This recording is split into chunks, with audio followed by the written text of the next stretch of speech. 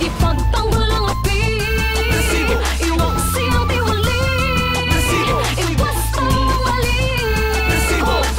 Kami po yung mga tauhan ng PNP sa IDG. Po si Jesus Borjal Tagana. Yes po.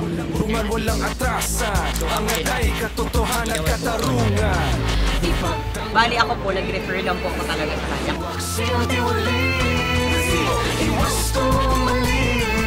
Kung may pruweba, walang lusot ang may atraso. Kung may sibo, walang lusot. Ipagtanggol ang api, iwaksi ang tiwali, iwasto ang mali.